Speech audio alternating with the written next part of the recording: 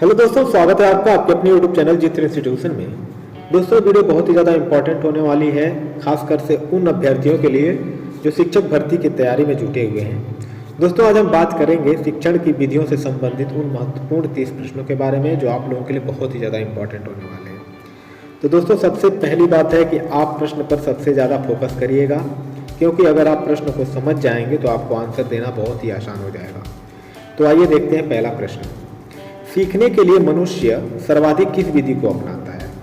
अनुकरण की विधि को, या सूझबूझ की विधि को, त्रुटि एवं प्रयास की विधि को, या ये सभी? तो दोस्तों, सीखने के लिए मनुष्य अनुकरण विधि को भी अपनाता है, यानी कि दूसरों की नकल करके भी सीखता है। सूझबूझ यानी कि अपनी समझ से भी सीखता है। त्रुटि एवं प्रयास, बार बार प्रयास करके जो उसमें गलतियां होती हैं उससे भी वो सीखता है, यानी कि ये सभी विधियों से सीखता है। ये तो रहा सीखने की विधि।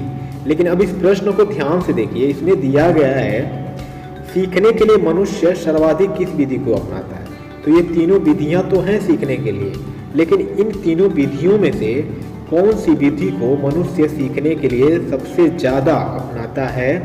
तो वो है अनुकरण। जी हाँ दोस्तों, अनुकरण यानी कि दूसरों की नकल करके ही मनुष्य सबसे ज़्यादा सीखता है। तो इसका राइट ऑप्शन है ऑप्शन क। अगला प्रश्न देखते हैं। सीखने की प्रक्रिया को सुदृढ़ बनाने वाले तत्व हैं प्रेरणा, अभ्यास, परिपक्वता, या ये सभी?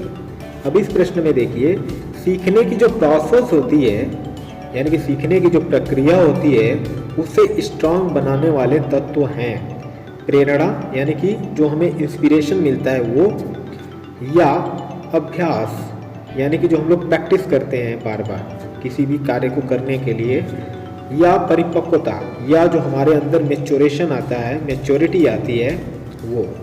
तो सीखने की प्रक्रिया को सुदृढ़ बनाने वाले ये तीनों तत्व हैं, यानी कि प्रेरणा से भी हमारे जो सीखने की प्रक्रिया होती है वो मजबूत होती है। अभ्यास से भी हमारे सीखने की जो प्रोसेस होता है वो मजबूत होता है, और परिपक्वता भी सीखने की प्रक्रिया को सुदृढ़ बनाती है। तो ये चारों तत्व सीखने की प्रक्रिया को सुदृढ़ बनाने वाले हैं। तो इसका राइट ऑप्शन है ऑप्शन घ, ये सभी। अगला प्रश्न देखते हैं। अनुभव व प्रशिक्षण द्वारा व्यवहार में परिवर्तन होने को सीखना कहते हैं। यह कथन किसका है? गेट्स एवं अन्य का, या होवार्डी का, या वैलेंटाइन का, या इनमें से कोई नहीं? तो दोस्तों, अनुभव व प्रशिक्षण द्वारा व्यवहार में परिवर्तन होने को सीखना कहते हैं, यह कथन गेट्स एवं अन्य का है। तो इसका राइट ऑप्शन है ऑप्शन क। दोस्तों, अगर आप इस तरह के क्वेश्चंस को कहीं देखते हैं तो सबसे पहली बात होती है आपको कि आप बहुत सारे राइटर्स के कथन को पढ़ना पड़ेगा। अगला प्रश्न देखते हैं। ये भी बहुत ही ज़्यादा इम्पोर्टेंट प्रश्न है। जो भाषा स्वाभाविक रूप से सीखी जाती है वह है, यानी कि जो भाषा हम लोग स्वयं ही अपने आप ही बिना प्रयत्न किए ही सीख जाते हैं वह है देव भाषा, यानी कि वह भाषा जो भगवान के द्वारा बोली जाती है। तो ये तो बिल्कुल नहीं है। दूसरा है राष्ट्रभाषा। राष्ट्रभाषा का मतलब होता है कि वह भाषा जो किसी विशेष देश के द्वारा उसके राजकीय तौर तरीके में अपनाई जाती है या ज़्यादातर लोगों के द्वारा बोली जाती है। तो वो भी भाषा हम स्वाभाविक रूप से नहीं सीख सकते। उपभाषा होती है, मतलब एक भाषा की कई सारी उपभाषाएं होती हैं जो हम उसको भी नहीं सीख सकते। अगला है घ, मातृभाषा। जी हाँ दोस्तों, मातृभाषा ही वो भाषा है जिसको हम स्वाभाविक रूप से सीख जाते हैं, और ऐसा इसलिए होता है क्योंकि हम जहाँ भी रहते हैं, किसी भी लोकल एरिया में या किसी भी गांव में, किसी भी मोहल्ले में या किसी भी शहर में, वहाँ पर जो भी भाषा बोली जाती है वही भाषा हम स्वाभाविक रूप से सीख जाते हैं, जिसे कि क्या कहते हैं? मातृभाषा। तो इसका राइट ऑप्शन है ऑप्शन घ। अगला प्रश्न देखते हैं। वह मूल ध्वनि जिसको खंड खंड न किया जा सके वह है शब्द, वर्ण, पठन, या पाठन? तो हम सब जानते हैं कि वह ध्वनि जिसको कि खंड खंड न किया जा सके वह है वर्ड, तो इसका राइट ऑप्शन है ऑप्शन ख। अगला प्रश्न देखते हैं, भाषा शिक्षण का सामान्य उद्देश्य है। अब इस प्रश्न को ध्यान से पढ़िएगा। भाषा शिक्षण का सामान्य उद्देश्य है पढ़कर अर्थ ग्रहण कर सके। जी बिल्कुल, भाषा शिक्षण के माध्यम से हम पढ़कर अर्थ ग्रहण कर सकें, ये इसका सामान्य उद्देश्य है। बोलकर अपनी बात कह सकें। जी हाँ बिल्कुल, भाषा शिक्षण के माध्यम से ही हम बोलकर अपनी बात कह सकते हैं, ये भी इसका सामान्य उद्देश्य है। तीसरा है दूसरों की बात सुनकर समझ सकें। जी हाँ, भाषा शिक्षण के माध्यम से ही हम दूसरों की बात सुनकर समझ सकते हैं, ये भी इसका सामान्य उद्देश्य है। तो भाषा शिक्षण का सामान्य उद्देश्य ये सभी हैं, तो इसका राइट ऑप्शन है ऑप्शन घ। अगला प्रश्न देखते हैं, कक्षा में मौखिक कार्य के अंतर्गत कौन सी क्रिया कराई जाती है। अब इस प्रश्न को ध्यान से सुनिएगा। देखिए, हम गलतियाँ करते हैं, लेकिन वहीं हमसे गलतियाँ होती हैं जहाँ पर हम प्रश्न को सही तरीके से नहीं पढ़ते हैं। कक्षा में मौखिक कार्य के अंतर्गत, यानी कि कक्षा चल रही हो और उसमें कोई पढ़ा रहा हो, ठीक है, उसके अंतर्गत कौन सी क्रिया कराई जा सकती है। बालकों को अक्षर बोध कराना। जी हाँ बिल्कुल कराया जा सकता है। बोलकर बालकों को अक्षर का ज्ञान कराया जा सकता है। विभिन्न अक्षरों की ध्वनियों का बोध। जी हाँ, एक क्लास में मौखिक कार्य के अंतर्गत मतलब पढ़ाते समय विभिन्न अक्षरों की ध्वनियों का बोध कराया जा सकता है कि ये अक्षर है, ये अक्षर है। अगला देखते हैं, बालकों को बलाघात का ज्ञान कराना। जी हाँ बिल्कुल, ये भी बालकों को बलाघात का ज्ञान कराया जा सकता है मौखिक कार्य के अंतर्गत। तो ये तीनों ऑप्शन सही है, तो इसका राइट ऑप्शन है ऑप्शन घ, उपर्युक्त सभी। अगला प्रश्न देखते हैं, अधिगम की विशेषता है परिवर्तनशीलता। जी हाँ बिल्कुल, जितना हम सीखते हैं उतना ही हमारे अंदर परिवर्तन होता जाता है। समायोजनशीलता, जितना हमारे पास नॉलेज रहेगा, जितना हम किसी भी चीज़ को सीख सकेंगे, हम उसको एडजस्ट कर सकते हैं। सार्वभौमिकता, ये भी है, यानी कि अधिगम की विशेषता, ये सभी है, तो इसका राइट ऑप्शन है ऑप्शन घ। अगला प्रश्न देखते हैं, क्रियात्मक अधिगम का उदाहरण है। अब क्रियात्मक अधिगम का उदाहरण है, देखिए ये प्रश्न, क्रियात्मक मतलब क्या है, एक्टिविटी, यानी कि ऐसी चीज जिसमें मोटर हो, मतलब क्या है, गति करती हो। देखते हैं ऑप्शन में समझ में आएगा। साइकिल चलाना सीखना। जी हाँ, क्रियात्मक अधिगम यानी कि मोटर, यानी कि जिसमें गति हो, तो साइकिल चलाने में गति होती है, मतलब उसका पूरा हाथ पैर चलता हो। पढ़ना सीखना, अब पढ़ना में क्या है, हम सिर्फ बैठ के एक जगह पढ़ सकते हैं, तो उसमें आपका हाथ पैर दोनों नहीं चलेगा। हिसाब लगाना सीखना, आप अगर हिसाब लगाना सीखते हैं तो आपके माइंड में होगा, आप हाथ पैर नहीं चलाएंगे हिसाब सीखने के लिए। या चौथा ऑप्शन उपर्युक्त में से कोई नहीं। तो क्रियात्मक अधिगम का उदाहरण है साइकिल चलाना सीखना, तो इसका राइट ऑप्शन है ऑप्शन क। अगला प्रश्न देखते हैं, संज्ञानात्मक शिक्षण में किस प्रकार की क्रियाओं की प्रधानता होती है। शारीरिक, सामाजिक, मानसिक या ये सभी। तो संज्ञानात्मक शिक्षण यानी कि कॉग्निटिव टीचिंग मेथड में किस प्रकार की क्रियाओं की प्रधानता होती है, तो इसमें सबसे ज़्यादा जिस क्रिया की प्रधानता होती है वह है मानसिक प्रक्रिया, यानी कि मेंटल एक्टिविटी, तो इसका राइट ऑप्शन है ऑप्शन ग। अगला प्रश्न देखते हैं, शिशु की प्रथम भाषा है। अब देखिए, इसके पहले जो मैंने बताया था मातृभाषा वाला प्रश्न, उससे बिल्कुल रिलेटेड है। शिशु की प्रथम भाषा है। अब देखिए, जो हम स्वाभाविक भाषा बोलते हैं, यानी कि अपने आप ही जिस भाषा को बोलते हैं वही हमारी प्रथम भाषा होगी। तो अब इसमें कुछ करने की ज़रूरत ही नहीं है, ऑप्शन सीधे सीधे देख लेते हैं। अंग्रेज़ी, तो हर देश की या हर बच्चे की मातृभाषा तो अंग्रेजी हो नहीं सकती। मातृभाषा, जो कि बिल्कुल सही है। हिंदी भी हर बच्चे की मातृभाषा नहीं हो सकती, राष्ट्रभाषा भी नहीं हो सकती, तो इसका राइट ऑप्शन है ऑप्शन ख। अगला प्रश्न देखते हैं, निरर्थक शब्द वे शब्द होते हैं जिनको लिखने से कोई अर्थ स्पष्ट नहीं होता। जी हाँ बिल्कुल सही बात है। निरर्थक शब्द मतलब ऐसे शब्द जिनका कोई अर्थ न हो, ऐसे शब्द को निरर्थक शब्द कहते हैं। अब ऑप्शन देख लेते हैं। जिनको लिखने से कोई अर्थ स्पष्ट नहीं होता, बिल्कुल सही है। जिनको पढ़ने से कोई अर्थ नहीं निकलता है, भाई निरर्थक शब्द ही है तो उससे पढ़ने से कोई अर्थ क्यों निकलेगा। ग है जिनके लिखने, पढ़ने, सुनने से कोई अर्थ प्रकट नहीं होता है, ये भी बात सही है। घ ऑप्शन है उपयुक्त में से कोई नहीं। अब देखिए इसमें से 3 ऑप्शन सही हैं, लेकिन आपको अब क्या करना है कि इन तीनों में से जो सबसे उपयुक्त है, जो सबसे सूटेबल है, आपको वो सिलेक्ट करना है। तो ग वाले ऑप्शन में देखिए लिखने, पढ़ने और सुनने से कोई अर्थ प्रकट नहीं होता है, तो ये सबसे सूटेबल है, इसलिए राइट ऑप्शन है ऑप्शन ग। अगला प्रश्न देखते हैं दोस्तों। 13वां प्रश्न है, निम्नलिखित में से कौन भाषा शिक्षण के सिद्धांत में ही आता है? स्वतंत्रता का सिद्धांत, अनुकरण का सिद्धांत, वैयक्तिक विभिन्नता का सिद्धांत या उपयुक्त में से कोई नहीं। तो इस प्रश्न को ध्यान से देखिएगा। दिया है कि इन निम्नलिखित में से, यानी कि नीचे दिए गए, यानी कि नीचे लिखे हुए में से कौन भाषा शिक्षण के सिद्धांत में ही आता है। मतलब ये जो सिद्धांत हैं, स्वतंत्रता का सिद्धांत, अनुकरण का सिद्धांत और वैयक्तिक विभिन्नता का सिद्धांत, तो ये कह रहा है कि ये केवल भाषा शिक्षण के सिद्धांत में ही आते हैं, बाकी किसी सिद्धांत में नहीं आते हैं। जैसे कि अनुकरण का सिद्धांत क्या है, तो ये सीखने के सिद्धांत में भी आएगा। वैयक्तिक विभिन्नता का सिद्धांत है तो ये भी सीखने के सिद्धांत में आएगा। तो ये सभी क्या हैं, बिल्कुल ही गलत हैं, यानी कि इसका राइट ऑप्शन है ऑप्शन घ, उपयुक्त में से कोई नहीं। तो इसका राइट ऑप्शन ऑप्शन घ। अगला प्रश्न देखते हैं, ध्वनियों के विभेदीकरण के लिए कौन सा भाषा कौशल प्रयुक्त होगा। अब इस प्रश्न को ध्यान से पढ़िएगा।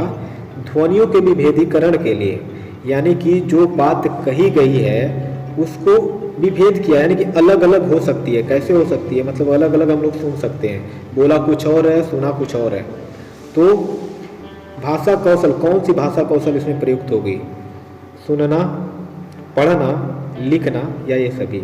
तो जैसा कि मैंने पहले ही बता दिया कि ध्वनियों के विभेदीकरण का मतलब होता है कि जो ध्वनि हम सुनते हैं उसमें अंतर हो जाता है। तो सुनने से होगा, जी बिल्कुल होगा। पढ़ने से तो हम कुछ भी पढ़ सकते हैं, जब किसी को सुनाई नहीं देगा तो उससे क्या फ़र्क पड़ेगा। लिखना भी सिर्फ हम लिखते हैं, बोलते नहीं हैं उसमें, या ये सभी। तो ध्वनियों के विभेदीकरण के लिए सबसे जो भाषा कौशल प्रयुक्त होगा वो है सुनना। तो इसका राइट ऑप्शन है ऑप्शन क। अगला प्रश्न देखते हैं, वाचन प्रवीणता प्राप्त करने हेतु विद्यालय में कौन सी क्रियाकलाप का आयोजन करना चाहिए। अब देखिए वाचन मतलब क्या होता है, वाचन प्रवीणता मतलब जब हम कुछ बोलते हैं, मतलब किसी भी टॉपिक को एक्सप्रेस करते हैं लैंग्वेज के थ्रू, तो उसको उसमें स्किल प्राप्त करने के लिए, उसमें प्रवीण होने के लिए, यानी कि उसमें स्किल मतलब सबसे ज़्यादा पारंगत होने के लिए विद्यालय में कौन सी क्रियाकलाप का आयोजन कराना चाहिए। मतलब विद्यालय में कौन सी ऐसी एक्टिविटीज़ हो जो वाचन में दक्ष हो सकें। भाषण, अंत्याक्षरी, वाद विवाद या ये सभी। तो अगर किसी को बोलने में सबसे अच्छा बनाना है, सबसे तेज तर्रार बनाना है, तो विद्यालय में भाषण की क्रियाकलाप भी होनी चाहिए, अंत्याक्षरी का भी आयोजन करना चाहिए और वाद विवाद का भी आयोजन करना चाहिए। तो इनमें से ऑप्शन ख ये सभी बिल्कुल सही है। अगला प्रश्न देखते हैं, भाषा सहायक होती है संप्रेषण में, अधिग्रहण में, प्रत्यक्ष निर्माण में या ये सभी में। मतलब इस प्रश्न को देखते हैं ध्यान से। भाषा सहायक होती है मतलब जो लैंग्वेज होती है वो सबसे ज़्यादा सहायता करती है किसमें, संप्रेषण में, यानी कि जो हम अपनी बात को दूसरों तक पहुंचाते हैं, एक्सप्रेस करते हैं वो, या अधिग्रहण में, या फिर हम दूसरे की भाषा को सुनते हैं और सुनकर एक्सेप्ट करते हैं वो, या प्रत्यक्ष निर्माण में, या फिर सामने ही किसी को कुछ बताना हो उसमें, या ये सभी। तो भाषा संप्रेषण में भी सहायक होती है, अधिग्रहण में भी सहायक होती हैं और प्रत्यक्ष निर्माण में भी सहायक होती हैं। तो इसका राइट ऑप्शन है ऑप्शन घ, ये सभी। अगला प्रश्न देखते हैं, भाषा कौशल के कितने प्रकार हैं, 1, 2, 3 या 4। तो भाषा कौशल के 4 प्रकार हैं, ये सभी जानते होंगे। अगला प्रश्न देखते हैं, श्रवण में कौन सी ज्ञानेंद्रिय की सक्रियता अनिवार्य है। अब इस प्रश्न को भी ध्यान से देखिएगा। श्रवण में यानी कि सुनने में, श्रवण मतलब क्या होता है, सुनना। तो सुनने में कौन सी ज्ञानेंद्रिय की सक्रियता अनिवार्य है? कर्ण की यानी कि कान की। जी हाँ, सुनने में कान की ही आवश्यकता होती है, कान ही सक्रिय होता है तो हमें सुनाई देता है। दृष्टि की इसमें कोई ज़रूरत नहीं है, मुख की भी कोई ज़रूरत नहीं है, इनमें से कोई नहीं, ये भी नहीं सही है। तो श्रवण में कर्ण की सक्रियता अनिवार्य है, तो इसका राइट ऑप्शन है ऑप्शन क। अगला प्रश्न देखते हैं। दादी या नानी माँ की कहानियाँ बच्चों में जागृत करती हैं सुनने की जिज्ञासा, काल्पनिक भाव, ये दोनों या इनमें से कोई नहीं। तो ये काफ़ी सिंपल सा प्रश्न है, क्योंकि दादी या नानी माँ की कहानियाँ बच्चों में सुनने की जिज्ञासा, यानी कि उनको बच्चों में क्या होती है, जब नानी या दादी माँ कहानियाँ सुनाती हैं तो बच्चे काफ़ी एक्साइटेड रहते हैं कहानियाँ सुनने के लिए, तो उनके अंदर सुनने की जिज्ञासा को बढ़ाती है। काल्पनिक भाव, और कहानियों से हमें ये काल्पनिक भाव यानी कि हमारे अंदर बहुत सारे इमेजिनेशन क्रिएट होते हैं, तो ये दोनों ऑप्शन बिल्कुल सही हैं, तो इसका राइट ऑप्शन है ऑप्शन ग, ये दोनों। अगला प्रश्न देखते हैं। अच्छे एवं प्रभावशाली वाचन की विशेषता है लयबद्ध, क्रमबद्ध एवं मधुर, या उचित भाव भंगिमा, या प्रत्येक शब्द का शुद्ध, पूर्ण एवं स्पष्ट उच्चारण, या उपयुक्त सभी। तो अच्छे एवं प्रभावशाली वाचन यानी कि अच्छा भी हो और काफ़ी इम्पैक्ट डालने वाला जो भाषण होता है, यानी कि जो वाचन होता है, जो स्पीच होती है, उसकी विशेषता होती है कि उसमें रिदम हो यानी कि लय हो, और सिस्टमेटिक हो, और मधुर भी हो, और उसमें उचित भाव भंगिमा भी होना चाहिए, प्रत्येक शब्द का शुद्ध, पूर्ण एवं स्पष्ट उच्चारण भी होना चाहिए। तो इसका राइट ऑप्शन होगा ऑप्शन घ, उपयुक्त सभी। अगला प्रश्न देखते हैं। छात्रों को बोलना सीखने के लिए विद्यालय में निम्नलिखित क्रियाकलापों में से किसका प्रयोग नहीं किया जा सकता? अब इस प्रश्न को ध्यान से देखते हैं। अब इसमें कहा गया है कि छात्रों को बोलने मतलब बोलना सीखने के लिए, छात्रों को बोलना सीखने के लिए विद्यालय में इन क्रियाकलापों में से किसका प्रयोग नहीं किया जा सकता? वार्तालाप, जी हाँ बिल्कुल किया जा सकता है, क्योंकि वार्तालाप से बोलना सीखने विद्यालय में बहुत ज़्यादा आसान हो जाएगा। प्रश्नोत्तरी भी जब हम एक दूसरे से प्रश्न करेंगे तो बोलना हम लोग काफ़ी अच्छे तरीके से सीख जाएंगे। अंत्याक्षरी में भी यही हाल होता है। घ ऑप्शन है चिंतन विधि। अब चिंतन विधि सिर्फ हम अपने मन में सोच सकते हैं, उसको एक्सप्रेस नहीं कर सकते, और जब हम किसी भी अपने भाव को एक्सप्रेस नहीं करेंगे तो बोलना कभी नहीं सीख पाएंगे। तो इसका राइट ऑप्शन है ऑप्शन घ, चिंतन विधि। अगला प्रश्न देखते हैं। अध्यापक बोलते जाते हैं और छात्र सुनकर लिखते जाते हैं, इसे क्या कहते हैं? देखिए दोस्तों, जब हम लोग छोटे थे तो अध्यापक बोलते थे और हम लिखते जाते थे तो उसे आलेख कहते थे, जिसे कि शुद्ध हिंदी में कहते हैं श्रुति लिपि। मतलब सुनकर लिखने वाली लिपि को श्रुति लिपि कहते हैं। बाकी ऑप्शन देख लीजिए। सुलेख यानी कि देख के लिखा जाता है। देवनागरी लिपि एक लिपि होती है हिंदी की। वर्ण लिपि और अक्षरों की जो लिपि होती है वो होती है, यानी कि अध्यापक बोलते हैं और छात्र सुनकर लिखते हैं तो उन्हें सूत्री लिपि यानी कि श्रुति लिपि कहा जाता है। तो इसका राइट ऑप्शन है ऑप्शन क। अगला प्रश्न देखते हैं। किस परीक्षा में पक्षपात का कोई स्थान नहीं होता है? वैधता में, निबंधात्मक में, वस्तुनिष्ठता में, या ये सभी में? तो वस्तुनिष्ठता परीक्षा में पक्षपात का कोई स्थान नहीं होता है, तो इसका राइट ऑप्शन है ऑप्शन ग। अगला प्रश्न देखते हैं।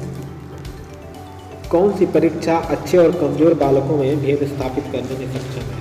निबंधात्मक परीक्षा, वस्तुनिष्ठ परीक्षा, मौखिक परीक्षा, या ये सभी?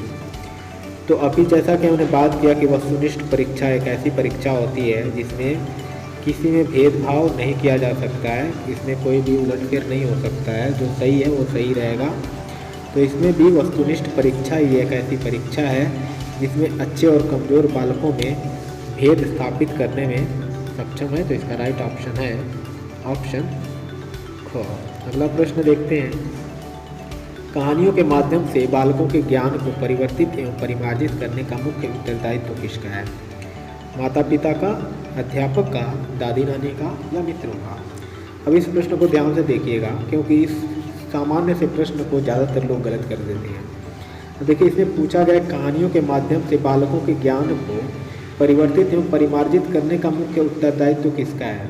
तो अभी मैंने अभी हमने एक प्रश्न पढ़ा था जिसमें ये बताया गया था कि दादी माँ या नानी माँ के कहानियों से बच्चों में सबसे ज़्यादा उत्पन्न होता है जिज्ञासा यानी क्यूरियोसिटी, और उनमें अलग अलग कल्पना करने की शक्ति पैदा हो जाती है। तो हमारा ध्यान वहीं पे जाएगा और हम सबसे पहले ट्रिक लगा लेंगे दादी नानी का। लेकिन यहाँ पर क्या है, आप एक शिक्षक भर्ती की तैयारी कर रहे हैं और आप शिक्षक बनेंगे, तो आपको बिल्कुल ही ध्यान रखना होगा शिक्षक की तरफ, ना कि माता पिता या दादी नानी की तरफ। तो कहानियों के माध्यम से बालकों के ज्ञान को परिमार्जित करने का मुख्य उत्तरदायित्व यहाँ पर एक अध्यापक का होना चाहिए, ना कि दादी नानी या माता पिता का। तो इसका राइट ऑप्शन है ऑप्शन क। अगला प्रश्न देखते हैं, कहानी शिक्षण में एक अध्यापक को किस उद्देश्य पर विशेष बल नहीं देना चाहिए। अब देखिए फिर से काफ़ी ज़बरदस्त प्रश्न है ये। कहानी शिक्षण में एक अध्यापक को किस उद्देश्य पर विशेष बल नहीं देना चाहिए। कहानी के द्वारा बालक के जीवन की सुंदरता के दर्शन होते हैं। जी हाँ, बिल्कुल होती है।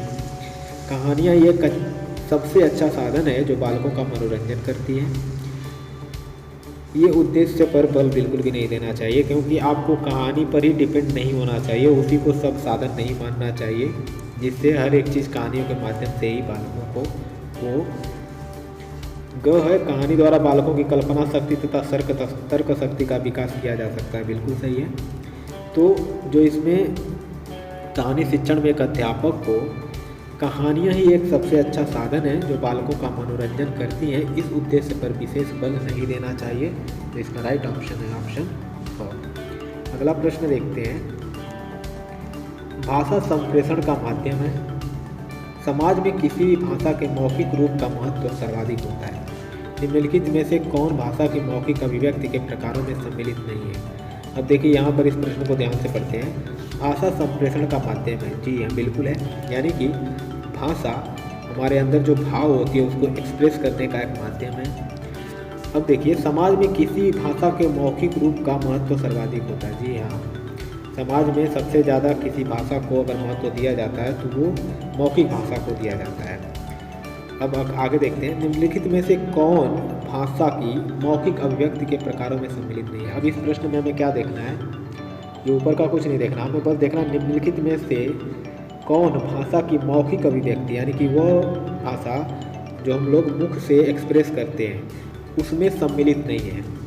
देखिए, कहानी लेखन यानी कि जब हम कहानी लिखते हैं तो क्या मुख से लिखते हैं। जी नहीं, बिल्कुल नहीं लिखते हैं। देखिए स्पष्ट हो जाएगा आगे। वार्तालाप, अब देखिए वार्तालाप में क्या होता है, हम भाषा को मुख से ही बोलते हैं। वाद विवाद भी किससे कहते हैं, मुख से ही कहते हैं। कहानी कथन भी जब यानी कहानी कहते हैं तो भी मुख से ही कहते हैं। तो इसमें भाषा का यूज होगा मुख के द्वारा, लेकिन कहानी लेखन में बिल्कुल मौखिक अभिव्यक्ति नहीं होगी। तो इसका राइट ऑप्शन है ऑप्शन क। अगला प्रश्न देखते हैं, बालक के व्यक्तित्व के विकास का महत्वपूर्ण पक्ष निम्न में से क्या नहीं है। अब ये प्रश्न देखिए ध्यान से, बालक के व्यक्तित्व के विकास का महत्वपूर्ण पक्ष निम्न में से क्या नहीं है। मानसिक विकास, तो एक बालक के व्यक्तित्व के विकास का ये पक्ष है। मानसिक विकास, संवेगात्मक विकास, नैतिक विकास, सामाजिक विकास, ये सभी बालक के व्यक्तित्व के विकास का एक महत्वपूर्ण पक्ष है। ठीक है, लेकिन विद्यालय विकास ये बालक के व्यक्तित्व के विकास का महत्वपूर्ण पक्ष नहीं है। तो इसका राइट ऑप्शन है ऑप्शन क। अगला प्रश्न देखते हैं, बच्चा प्रथम शब्द कब सीखना प्रारंभ करता है। तो ये आपको बहुत ध्यान देना पड़ेगा। ऑप्शन देखते हैं, लगभग 9 से 12 महीने से, या लगभग 4 से 5 महीने से, या लगभग 14 से 15 महीने से, या लगभग 15 से 16 महीने से। तो बच्चा प्रथम शब्द लगभग 9 से 12 महीने से सीखना प्रारंभ करता है। तो इसका राइट ऑप्शन है ऑप्शन क। तीसरा और अंतिम प्रश्न देख लेते हैं, बच्चा सरल एवं छोटे वाक्य किस अवस्था तक सीखना प्रारंभ करता है। 2 वर्ष, 3 वर्ष, 4 वर्ष या 8 वर्ष। तो बच्चा सरल एवं छोटे वाक्य 4 वर्ष तक की अवस्था तक सीखना प्रारंभ करता है। तो इसका राइट ऑप्शन है ऑप्शन ग। दोस्तों, अगर आपको ये वीडियो थोड़ा भी अच्छा लगा हो तो लाइक शेयर और सब्सक्राइब करना मत भूलिएगा। Thank you so much.